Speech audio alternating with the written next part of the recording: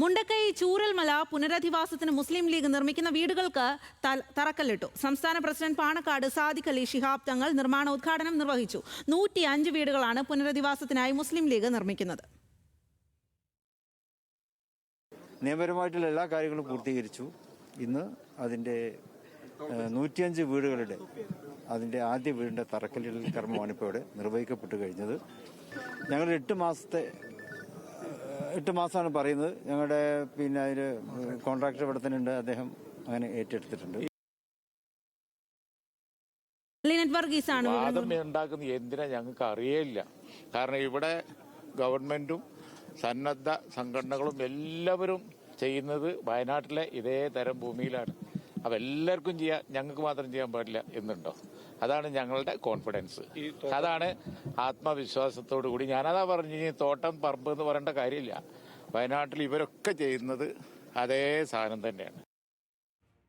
Lynette വർഗീസാണ് വിവരങ്ങളുമായി ചേരുന്നത്. Lynette, എന്തായാലും ആശ്വാസകരമായിട്ടുള്ള ഒരു കാര്യമാണ്. എങ്ങനെയാണ് ഇപ്പോൾ തറക്കല്ലിടൽ ചടങ്ങ് നടന്നത്?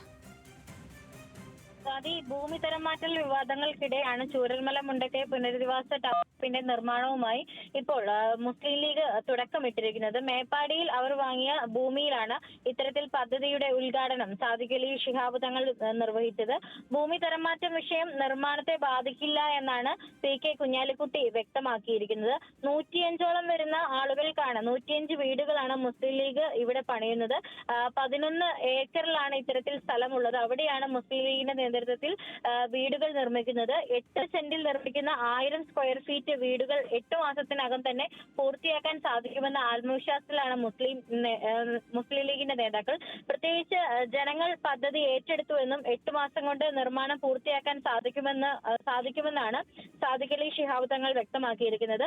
അതേസമയം ഭൂമി തരം മാറ്റി എന്നുള്ള വിവാദങ്ങളും ആരോപണങ്ങളൊക്കെ തന്നെ ഉയരുന്നൊരു സാഹചര്യമാണ്. ഭൂമി തരം മാറ്റിയതിനെ സംബന്ധിച്ചുള്ള നടപടികളൊക്കെ ലാൻഡ് ബോർഡിന്റെ ഭാഗത്തു നിന്ന് നടന്നുകൊണ്ടിരിക്കുകയാണ്. പ്രത്യേകിച്ച് ജില്ലാ ലാൻഡ് ബോർഡ്, സംസ്ഥാന ലാൻഡ് ബോർഡിന് ഇതേ സംബന്ധിച്ചുള്ള റിപ്പോർട്ട് നൽകിയിട്ടുണ്ട്. ഇതേ തുടർന്ന് നടപടികളൊക്കെ ഇനി എടുക്കേണ്ടതും മറ്റു കാര്യങ്ങളൊക്കെ നടത്തേണ്ടതും സംസ്ഥാന ലാൻഡ് ബോർഡാണ്.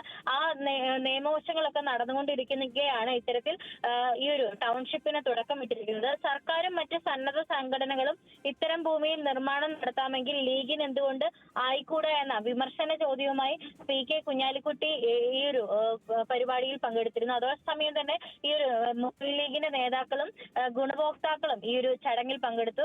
ഏറെ ആശ്വാസകരമാണ് ഇത്തരത്തിൽ 105ഓളം വരുന്ന ദുരന്തബാധിതർക്ക് വീട് നിർമ്മിക്കാൻ സാധിക്കുക എന്ന് പറയുന്നതിൽ വലിയ പ്രതീക്ഷയിലാണ് ഗുണഭോക്താക്കളും അതോടൊപ്പം തന്നെ മുസ്ലിം ലീഗിന്റെ നേതാക്കളുള്ളത്.